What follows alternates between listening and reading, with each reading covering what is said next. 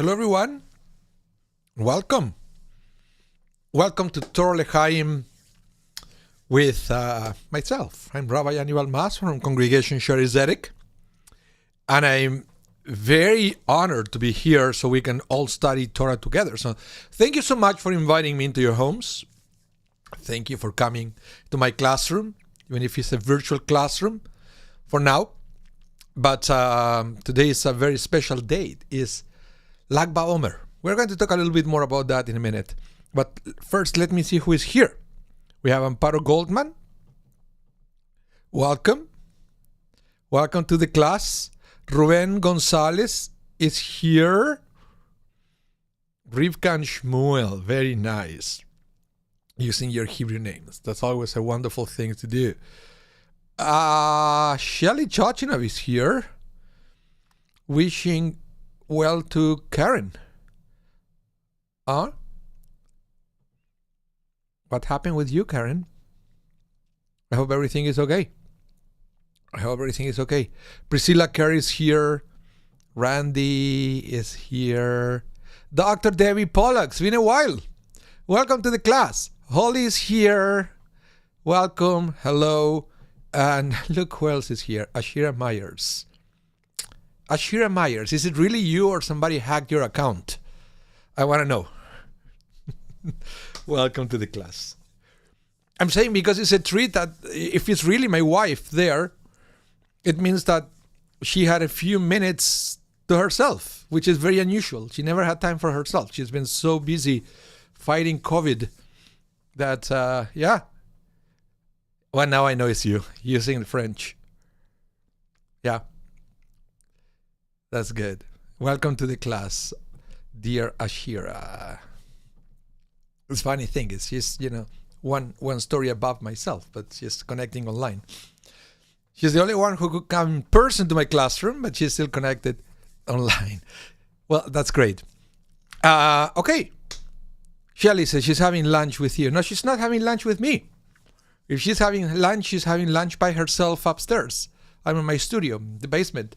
And so welcome everyone. Today is Lag BaOmer, the 33rd day of the counting of the Omer, this period of this count up. Remember, every day or every night between the second night of Pesach until Shavuot, we count the day with a blessing. And that is was mandated by the rabbis. It's called the counting of the Omer. Why? Because back in the day, the Israelites used to bring a measure called the Omer. Omer was measure, some kind of volume of grain. Used to bring to the temple. That was done only the first day, but then because that was the kick off to the counting, that's why it's called counting of the Omer. Okay, that's the way it would work. I think I have problems with my video. Can you see problem with my video there? I can see that it's stuttering in my computer. I don't know why. Hopefully everything was going to be better. Because if it's not, I don't know how to do this. You can see me fine? You can see me fine? You're jumping around. I can see it on my computer, which is very unusual. Yeah. Okay. So before we get any more problems, I want to start with the class for today. Hello, Brenda Green is here. I just had to restart the computer. I had a problem before. I wonder if it's related to the same thing. We're going to start with the class. Today, thank you, Ruben. You can see me. Okay, today, for this, because remember, we are studying Pirkei Avot all the way until Shavuot.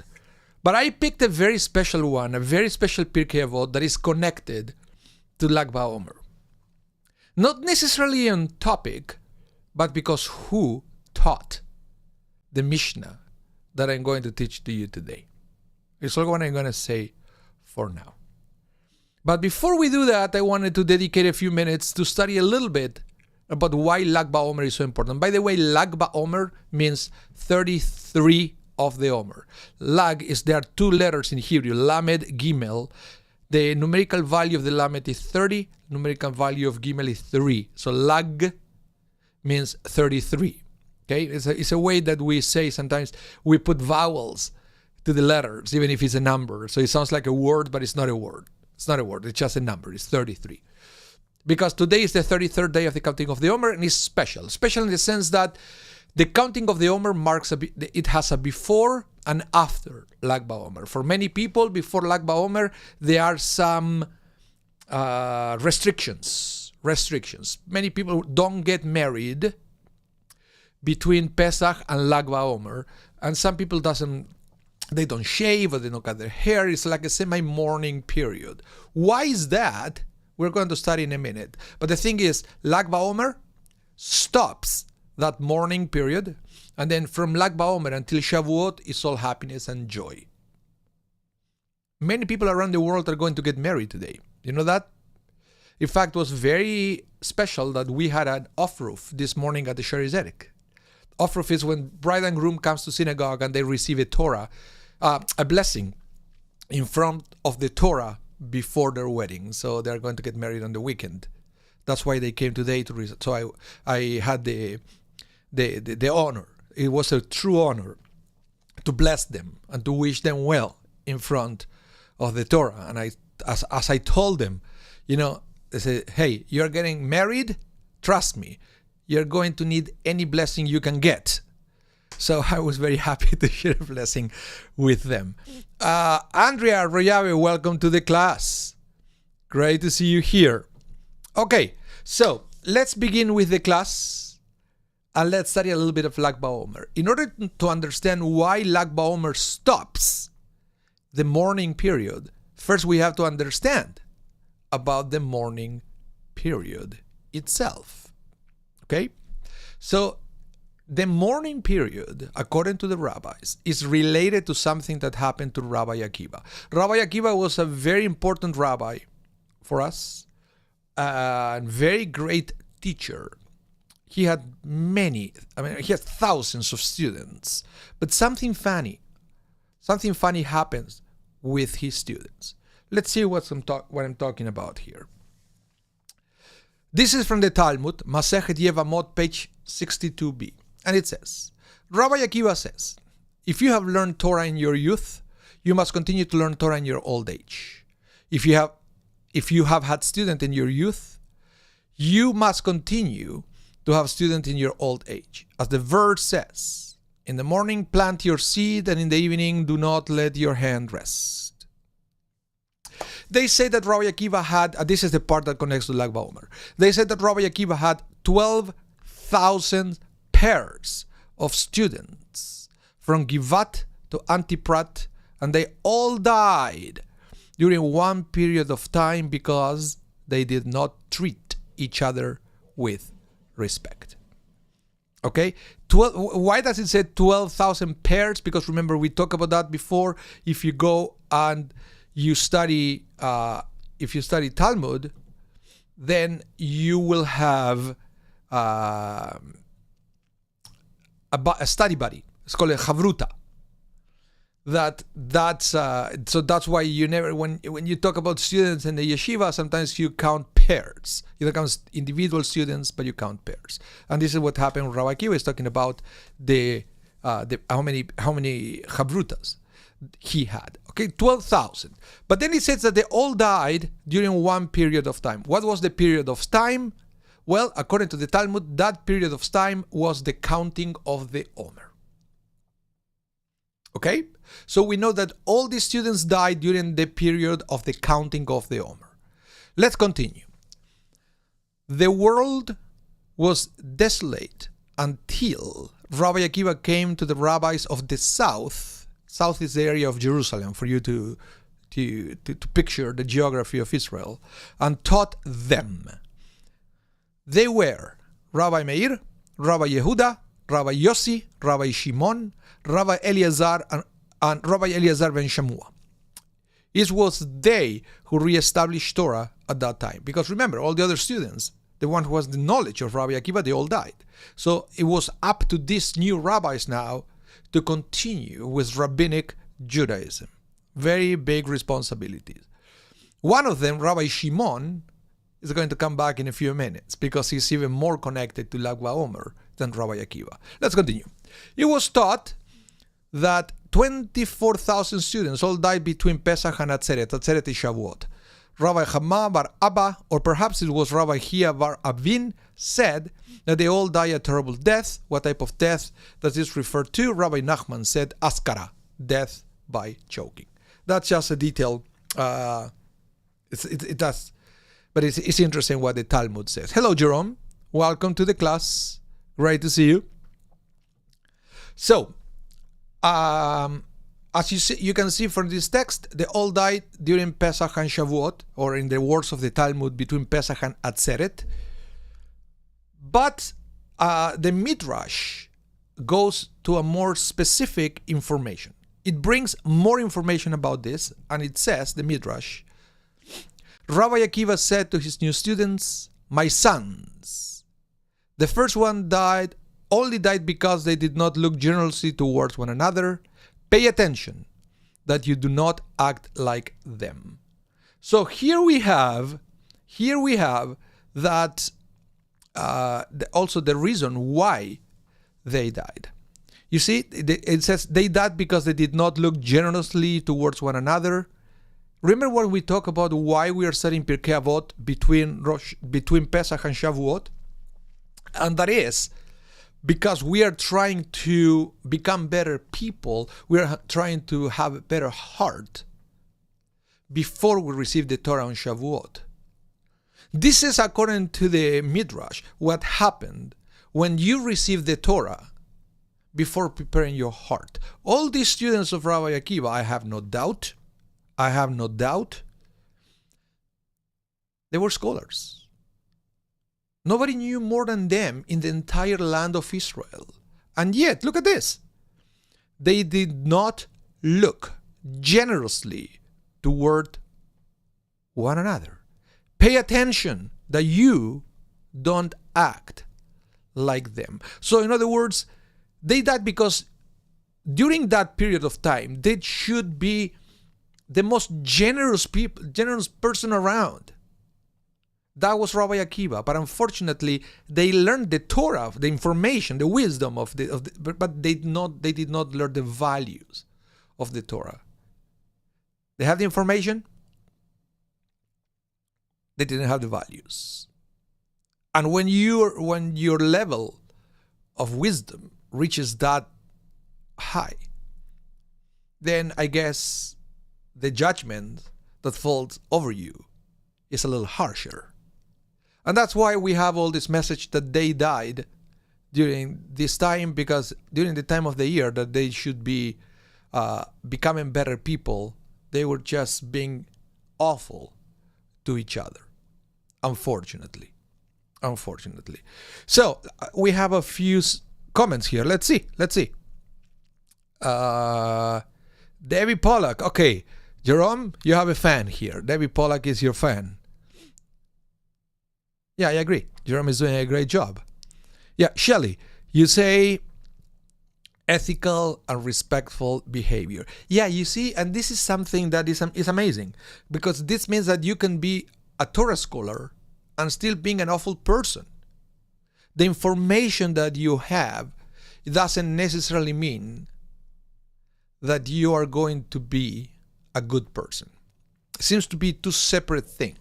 One thing is the information of the Torah, and the other thing is the way we practice Torah. And that's why the rabbis recommend that we have to become better people even before we study Torah. Once you become a good person, the Torah can take you to a higher place, not the other way around. Yeah, Debbie Pollack, you said they did not apply why they learned. Yeah, well, sometimes we know this. This is not uncommon when we see people that they practice every mitzvah. They are very meticulous. The way they wrap that feeling around their arm, and the kind of hechsher or supervision the piece of meat will have, but they're still bad people. Yeah, and it happened in every religion, actually, not just Judaism. Ruben Gonzalez, you say, You say here, it's interesting and frightening that the image is to die by drowning wind? Okay. Yeah, well, I'm pretty sure there is a deeper message about the way they died, but I'm not familiar with that. I didn't read that explanation of why it's so significant, because remember, this is Midrash. Midrash sometimes is not necessarily factual. It's trying to teach you something. So we have to take it with that in mind, that the story in the Talmud is trying to teach us something. Not necessarily something that may happen exactly that way. There is a message for us to learn. Okay? So the message, the most obvious message here is that the more you increase in Torah knowledge, the better person you have to be. Otherwise, look at this, the messages. Look at the students of Rabbi Akiva. They were nobody knew more Torah than them, and they were awful people. So it's a warning.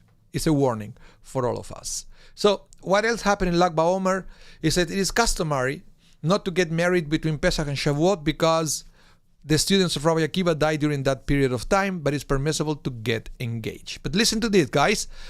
It is customary not to shave or take a haircut until Lag BaOmer. Why? When they say that the students stopped dying. Okay? So there is a connection, according to Shulchan Aruch and other Jewish sources, the Lag BaOmer to the time, because the Talmud says that these students died during Pesach and Shavuot. It doesn't say exactly when. They just knew that it was around that time. Eventually, it was agreed upon the rabbis that they stopped dying on the 33rd day of the Omer. In other words, they died during the first month after Passover. And that's pretty much what we are learning here. So it is customary not to shave or take a haircut until Lag BaOmer, which is today. It's today. So you can go after the class and go get a haircut and a shave. Why not? Why not? It's always a good time to do that. So, yeah. David Pollack, what year did this take place? I'm not exactly what year exactly. Let's see. I can tell you. I'm going to ask Rabbi Google here. Let's see if I can get that information for you right away. Well, this is around around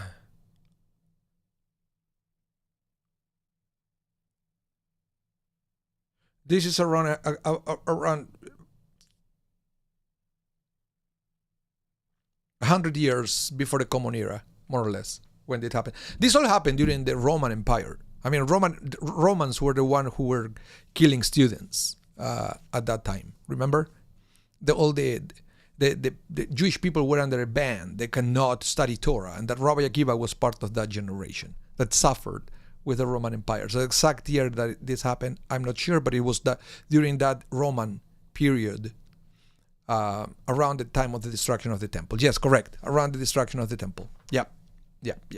Okay, so we have one connection to Lag BaOmer, and there is Rabbi Akiva. But there is another one. That is coming from Pirkei Avot. And now we go into our class. Let me move this. I don't like that is blocking my logo. That is better. So, Avot chapter 4, Mishnah 17 says, Rabbi Shimon says, remember Rabbi Shimon? Who was Rabbi Shimon? If you were paying attention, one of the students. Rabbi Akiva, Rabbi Shimon. Rabbi Shimon says there are 3 crowns. The crown of Torah, the crown of priesthood, the crown of kingship. But the crown of a good name surpasses all of them. Have you ever heard this one? This is a very famous Mishnah from Pirkei Avot, and it's talking about the 3 crowns. But we are going to see in a minute. That it's not so clear, because it mentions 3 crowns, but it ends with saying that there are actually 4, right? Torah, priesthood, kingship, and good name. But so why would they say that there are 3 if it mentions 4? Okay? Think about that. We're going to study about that in a minute. But first, I wanted to tell you who was Rabbi Shimon. Because he was also I will guess, even more famous of Rabbi Akiva at the end of the day. So, last year, I produced a video that it starts telling this. It's a video dedicated to Lag BaOmer. It's a music video, and it also tells a little bit of the story of who Rabbi Shimon was. I'm going to play it for you. So I hope you enjoy the video and you learn a little bit more about who Rabbi Shimon was. Let's see.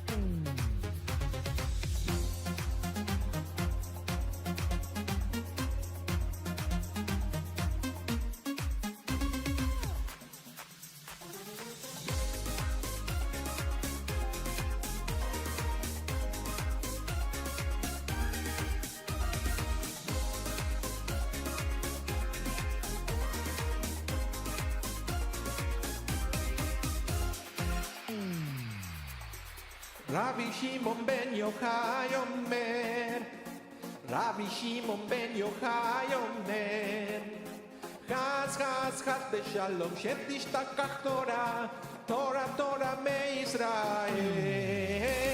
Rabbi Shimon ben Yochai Omer, Rabbi Shimon ben Yochai Omer, Chas chas chas beshalom שתשתכח תורה, תורה תורה מישראל.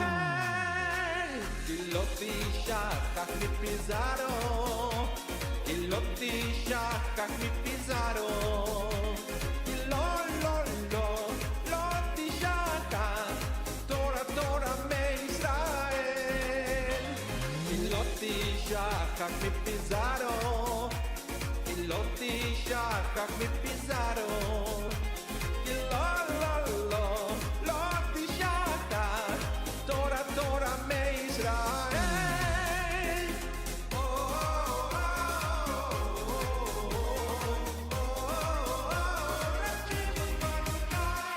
Rabbi Shimon ben Yochai Omer, Rabbi Shimon ben Yochai Omer, חס חס חס בשלום שתשתכח תורה, תורה תורה מישראל.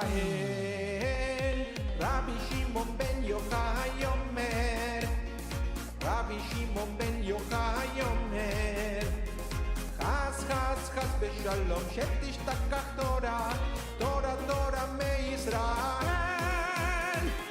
לא תשכח מפיזרו, לא תשכח מפיזרו, לא לא לא לא תשכח תורה תורה מישראל.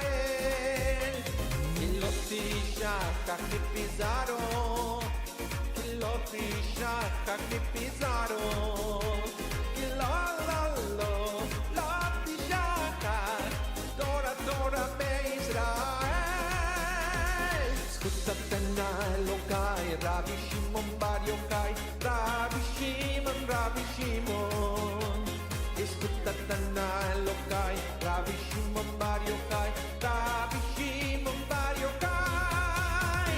זכות התנא אלוקי רבי שמעון בר יוחאי, רבי שמעון רבי שמעון. זכות התנא אלוקי רבי שמעון בר יוחאי, רבי שמעון בר יוחאי.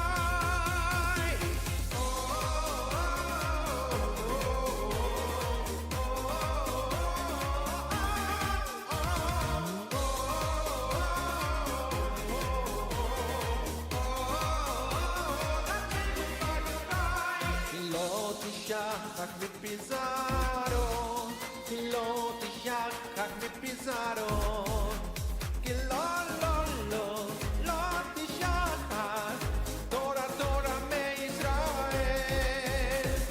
לא תשכח מפיזרו, לא תשכח מפיזרו, כי לא לא לא לא תשכח תורה תורה מישראל. בזכות התנא אלוקי רבי שמעון בר יוחאי, רבי שמעון רבי שמעון. בזכות התנא אלוקי רבי שמעון בר יוחאי,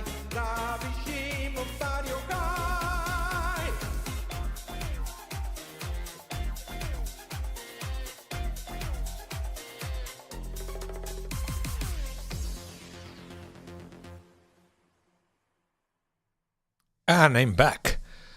So that was Rabbi Shimon Bar Yochai, the one who wrote the Zohar, who became the most famous book of Kabbalah. This is the Rabbi Shimon's, yes, Amparo, that's what it is. That was Rabbi Shimon's life and the revelation of esoteric soul of Torah. Yeah. So, and he died on Lag BaOmer, and he requested that that day should be a day of joy. So what happened, thank you, Holly. What happened is that you have these hundreds of thousands of people coming to Israel every year to celebrate. You may remember last year that it was a terrible accident.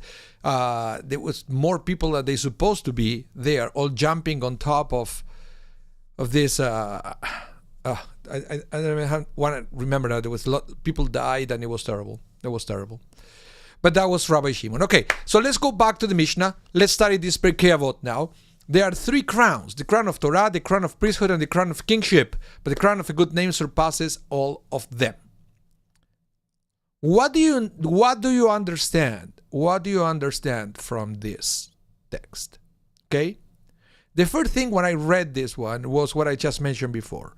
Is it there are three crowns or four crowns? So it looks like Rabbi Shimon is contradicting himself here. Okay? So I want to know, I'm wondering what you think. What do you think about that? Meanwhile, I want to present to you one opinion. Let's start talking about one opinion from one rabbi. This is Rabbi Berl Wayne, and he says, if this is a crown like the other three, why did Rabbi Shimon states that there are three crowns in Jewish life? He should have said that there are four crowns.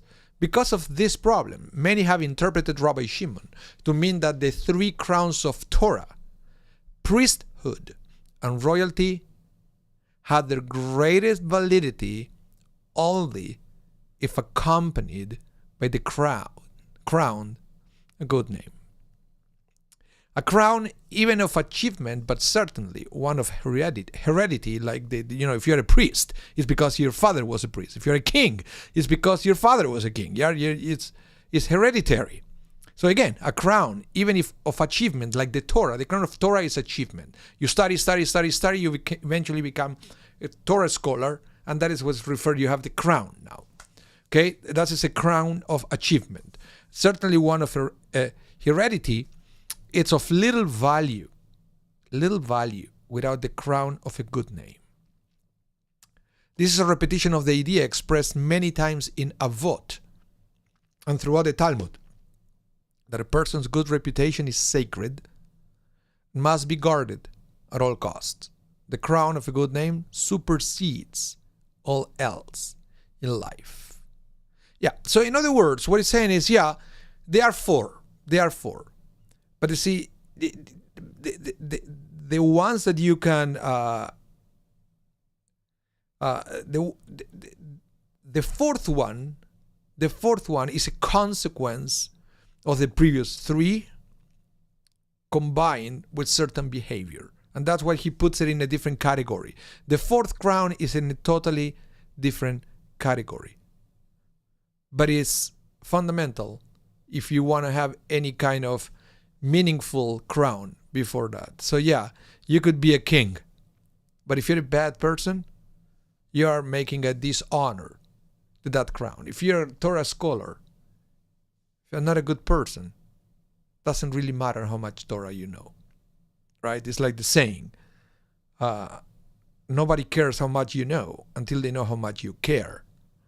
So that is the fourth crown, the crown of the good name. And that's why it's so important to study this during this time, during the counting of the Omer. And that's what I was saying, that this specific Mishnah, and it's I like that the fact that it was saying by Rabbi Shimon, is so appropriate to be studied and analyzed during Lag BaOmer because of the kind of content that is bringing. So this is something very interesting. Let's see. I want to see a few comments. Shelly Chochinov, you say, perhaps he's saying that unless you're an honorable person, the other crowns will not benefit you. Yeah, or anybody else. You see, the thing is, when you are not an honorable person, when you are not a good person, the only one who will have any kind of benefit with the crown is you. It's you. You will love to wear this crown, right? You will feel great. But it's not about that. It's about what you do, what you do with it, with what you know, or with the position you have. You're a king. You're a king. You know what? Your father was a king, so now you're a king. Fantastic. Good for you. You are in a position of power now. You have the ability within yourself to make a change for your kingdom. What are you going to do with that? Are you going to wear that crown to benefit yourself, or are you going to wear that crown to benefit other people as well? Remember, we're studying this from a Jewish point of view. We all come from Abraham. And Abraham was promised by God, I will bless you, but you're going to be a blessing to others. That is a Jewish life. We want to be blessed. We want to have a crown, but why? To be a blessing to others, to do something good to others. So that could be, if you are a king, it says there, right, the 3 crowns. Number 1 is to be a king. Second, priesthood. You could be a priest. Back then, in the time of the temple, it was very important. You will be in charge of sacrifices. You'll be the connection between Jewish people and God. What are you going to do about that? Are you going to really help people to connect with God? Or you just want to be there so people can pay tribute to you as a priest? Third one, the same thing. You're a Torah scholar. Fantastic. What are you going to do with that? Are you studying just for the sake of self-indulgence?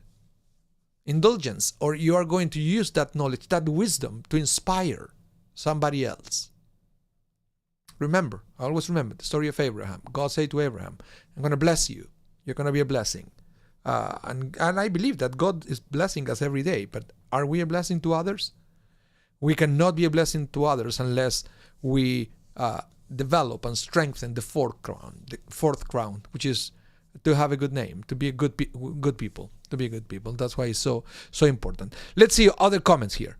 I see the chat moving fast. Dr. David Pollack, good name is everlasting and represents their life. Yeah, it's their legacy. Of course. Holly, you said again, and above all, people must look generously toward others. Yeah, you can tell now, right, Holly, how Rabbi Akiva's students missed specifically at this thing, and how, I don't believe it's a coincidence that Rabbi Shimon was part of the next generation of students of Rabbi Akiva. So I believe that Rabbi Akiva learned from his mistakes. He said, well, maybe I was paying too much attention about what I was teaching to them and all the details, but not about how they were applying that Torah that they learned from me. So that's why this new generation of rabbis, like Rabbi Shimon, they had a totally different experience accompanying the Torah study with Rabbi Akiva. And that's why Rabbi Shimon said something like this. I truly believe that Rabbi Shimon said a little bit of talking or speaking from his own experience. He went through that. He experienced the consequences of not following, of not having the crown of a good name. Randy, you say everyone can achieve the fourth crown, unlike royalty or priesthood. Yeah, that's the other thing. Very good. The fact that the crown of a good name is available to everybody. The other 3 are very restrictive. Because you say, well, the crown of Torah is available for everybody. Well, not really. Not really. Not everybody can become a rabbi. It's a fact. Some people have to go and work in different things. So not everybody will have access to the crown of Torah the way it's described in the Mishnah. But it does not mean that you cannot achieve the crown of a good name. So thank you, Randy, for that reminder. And Amparo, you say, in general, one should always see to it that tomorrow you should be much better than today. Yeah, of course. Yes, that's the whole idea. That's why we study Torah, and that's why studying Torah is called Talmud Torah. The Talmud Torah is a daily mitzvah. There are mitzvot, there are commandments that they are they were given for specific things. For example, you don't have to say a blessing over a piece of bread unless you eat the bread. And that could be, I don't know, depends on the kind of diet you have once in a while, right? But studying Torah, it's something that we should do every single day of our lives. Extremely important. Extremely important. So let's read now another comment about this same Mishnah. Who is saying that? This is Rabbi Ovadia ben Yaakov Sforno. This is from Sforno. He says, 3 crowns were granted to Israel from on high, from God. However, these crowns may only be worn by those who merit to wear them, providing they have the crown of a good name, but not in any other manner, and certainly not if it is to the contrary. Okay? So in other words, this rabbi is reverting the order. You can never access, or you should not access, to the other 3 unless you have the crown of a good name. For indeed, the sages said about the Torah scholar whose ways are pleasing to people. What do people say concerning him? They say, do you see how fine are the ways of this man who studied Torah? Of him the verse say, Israel in whom I will be glorified. This is quoted from the Talmud and the book of Isaiah. It is then that the Torah is a crown and a sacred diadem. So this is great because it's saying here that when you behave in a proper way, you are, number 1, glorifying the name of God. Number 2, you are going to glorify the name of God because you are going to make other people behave in a way that glorifies the name of God. So it's a chain reaction that the end result is the glorification of the name of God. And we see it all the time. Every time that, you will see a big scandal and there is a rabbi involved. He said it's all the opposite from glorification of the name of God. It's all the opposite. It's a desecration of the name of God. Yeah. David Pollack is an example for all. Yeah, absolutely. Absolutely. So that's the thing. So let's continue studying. Let's see what else Forno says here. Okay? Now he's talking about the other case, when the person is not glorifying the name of God. The reverse, however, is true. If a Torah student and scholar who have a bad reputation, as your sages state. What do people say concerning him? They say, see how corrupt are the deeds of this person who studied Torah. Of him, the verse says, these are the people of Hashem and are gone forth from the land. Okay, yeah. Sometimes it's a sad reality. The same can be said for the crown of priesthood.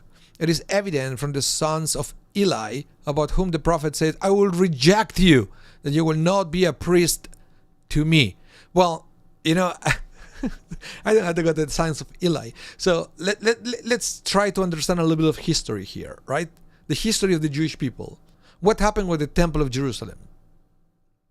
It was destroyed.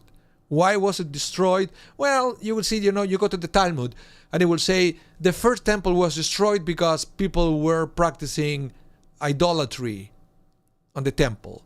The second temple was destroyed because there was fight between brothers.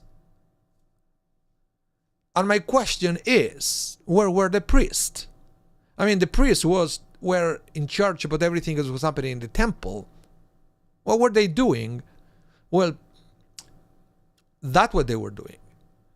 They were promoting or sanctioning idol worshipping at the temple, or promoting, sanctioning, or not, and let's put it another way, not rebuking people when they were showing behaviors that they would promoted separation from Jewish people.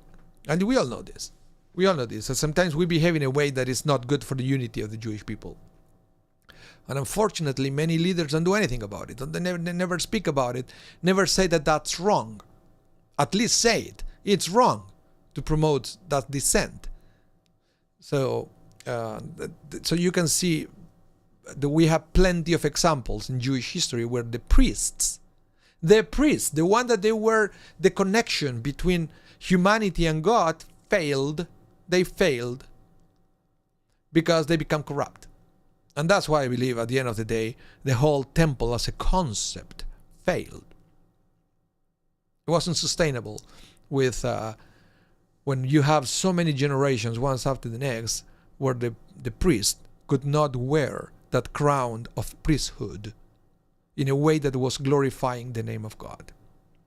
Sad reality. Sad reality. Let's continue. The same can be said of the crown of kingship, as we find in the case of Jehoram, who killed his brothers and the princes of Israel. As a consequence, the verse says, and they made no burning for him as they did for his fathers. And they buried him in the city of David, but not in the tombs of the kings. So, but again, this is just one example, but we know that. We know that the concept of kingship failed in Judaism.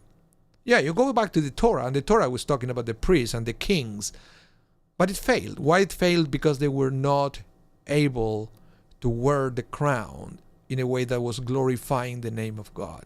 They become corrupt, and then the kingship as an institution became a bad model. It just didn't work. It didn't work out. Didn't work out. And sometimes we see it also with the crown of Torah, that sometimes is abused for personal benefits or other things. I think with the crown of Torah, we have we have one chance to make it work, not like the failed attempt of priesthood and kingship, but it's up to all of us. It's up to all of us to glorify the name of God wearing the crown of Torah. It's all about the way of what we do with Torah, and I think that's why it's so important. So important to prepare ourselves before we receive the Torah on Shavuot. Any comments? Amparo said this. Okay. Yep. Okay. So let's continue with another text. This is from Rabbi, let's see, next one is Rabbi Avraham Pam. Oh, this is a very famous rabbi. And he says, he's a kind of a contemporary rabbi, by the way. He said, the crown of the good name is worn by a person who does good deeds and has sterling midot. You know what midot is? Midot is fine traits of character. That's what we call the midot. Sometimes involve values and ethics. Or when you talk traits of character, values, ethics in Judaism, we all call it midot. Okay? Making him, and I'm sorry guys that I keep saying him, I don't want to change his words. Okay, I know in this day you will say they, not try to be gender specific, but this is the way Rabbi Pam wrote it, so that's the way I left it. I didn't want to tweak his own words, especially because he wrote in English. Sometimes when it's a translation, I can take more freedom to change the words, but these are his words. Making him a role model for his fellow Jews and earning their respect and love. Okay, this is very interesting because he says here that if you have good midot, you become a role model and you inspire people, even if you are not, even if that's not your goal, even if you are not there just trying to inspire other people, you will. It will be a natural consequence. You're going to inspire people to do good. So the first expression in the Torah of the importance of the crown of a good name is found at the beginning of Parshat Lech Lecha, Torah portion called Lech Lecha, which is so there Hashem, God, commands Abraham to leave his father's house and journey to the land of Canaan. Hashem promises him, I will make of you a great nation. I will bless you and make your name great. Okay? Again, back the connection to Abraham. One can readily understand the first two blessings. For children, for wealth. Okay? The childless Abraham certainly desires offspring to uphold his legacy. He also requires large sums of money to fund his multifaceted chesed and Hachnasat Orchim project. So basically, it says that we know that Abraham was famous for welcoming people to his home and for doing things for other people. Well, you need money to do that. You can invite people home and you have nothing to feed them. So it said Abraham was blessed with lots of money, so he can do lots of acts of loving kindness.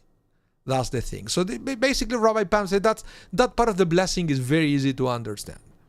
Okay, very easy to understand.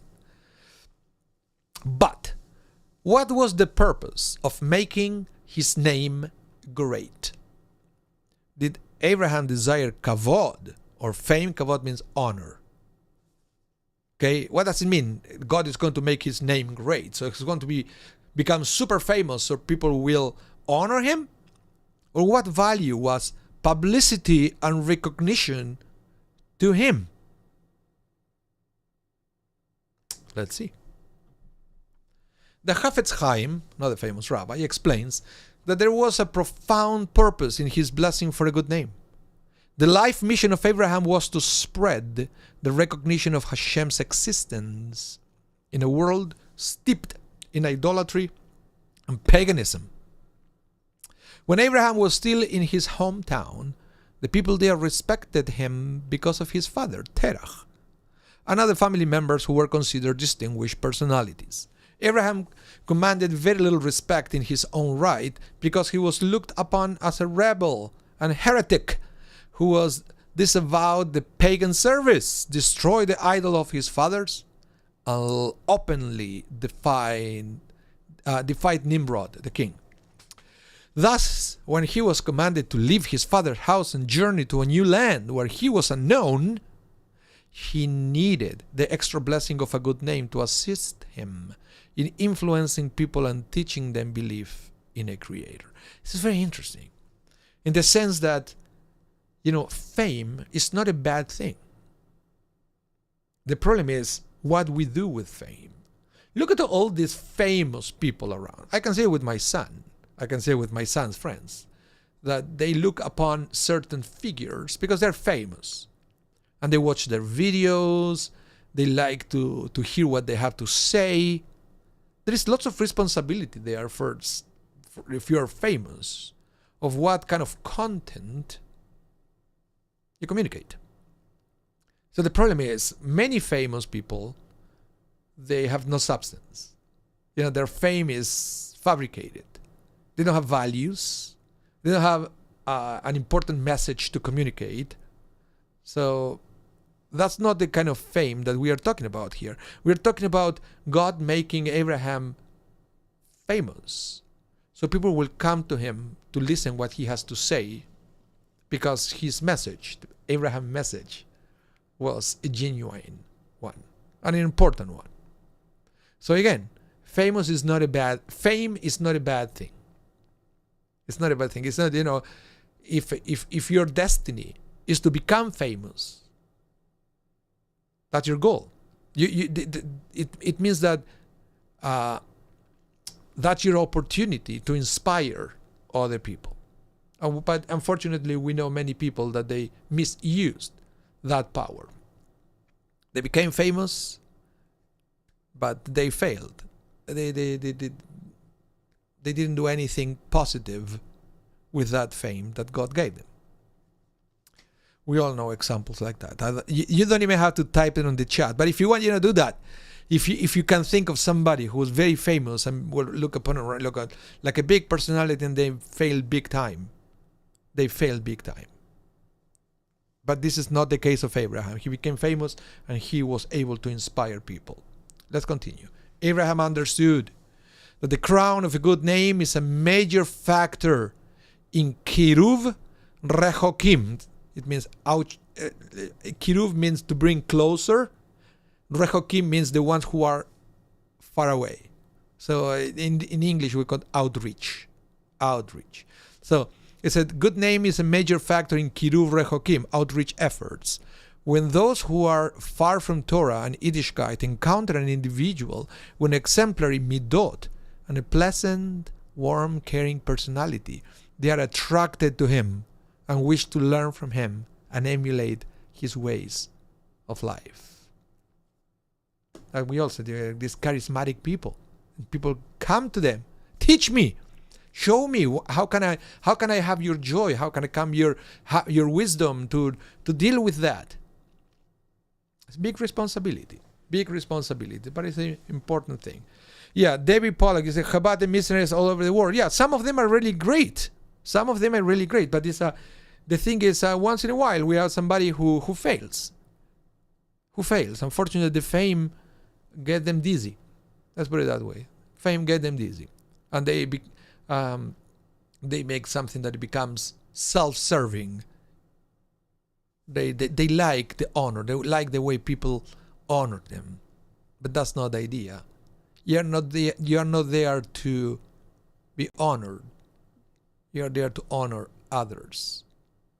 You see, but I believe that when people start becoming famous at the beginning, that's their first feeling that we have. You become famous, it's all about you. People are honoring, and it feels great.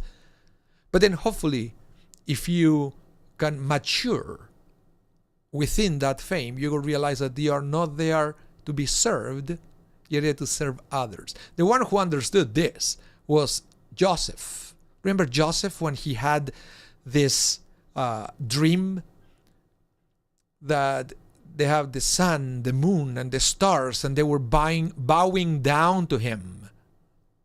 And he had a great idea to go and tell that to his brothers. His brothers sold him as a slave, right? They didn't like that. What do you think? We are going to be there serving you? No. So they got rid of him. But eventually what happened? Joseph, remember, he was sold as a slave. He was thrown into jail. But eventually he became the viceroy of Egypt. And then eventually his brothers came to him. And they kind of bowed down to him. But then what we see is not actually the brothers serving Joseph. It's Joseph serving them and helping Egypt and helping the whole region. So he thought that he was there for people to serve him, and then eventually he realized that no, God sent him to serve others. He got it. I think he misread that dream at the beginning. So let's read the very end of this text. In fact, the word midot, character traits, itself alludes to this idea. Literally, midot means measurements. And this is the way a person is measured, whether or not he has sterling midot and deals with others in a pleasant, caring manner. Only then can he influence others. The key to being successful in kiruv rechokim, in outreach, is to be a bearer of the crown of a good name. I think it's beautiful. Beautiful thing for us to learn before Shavuot, when we receive the Torah. It's great. Receive the Torah, to study Torah, to wear the crown of Torah. But first we need to wear the crown of a good name. Good virtues, good morals, good ethics, and everything in between. So, yeah. Okay, so thank you everyone. Thank you everyone for studying with me this afternoon. And remember that this class is going to be restreamed tonight at 8 p.m. Central Time. If you miss any part of the class, don't worry. You can replay tonight, 8 p.m. Central Time. And I always like to restream the class just in case. I know that usually it's interesting because when I restream the class, sometimes I have 2, 3, 4 people watching, but that's okay. Those are the ones who missed it at noon. So, Jerome Fomin, let me highlight this. Jerome Fomin, where he said, we had a sterling example in Rabbi Berkal, Zichrono Livracha. Yes, Rabbi Berkal was a rabbi at the Sher Zedek for over 50 years. Over 50 years. And the first thing that people will remember about Rabbi Berkal is not, it was irrelevant. Was he a scholar? Was not? That's not the question. He was an exemplary human being, and people will come to him because he was wearing the crown of a good name. It was amazing. So thank you everyone for coming today. Thank you, Jerome, for that reminder of Rabbi Berkal, Zichrono Livracha. And remember next Thursday at noon, We continue with part 5 of Pirkei Avot. Part 5 of Pirkei Avot. Keep working towards that good heart. And let's keep preparing ourselves for the Torah. Enjoy the rest of your day. Have a wonderful rest of your day. Stay safe. Hope to see you soon. Bye, everyone.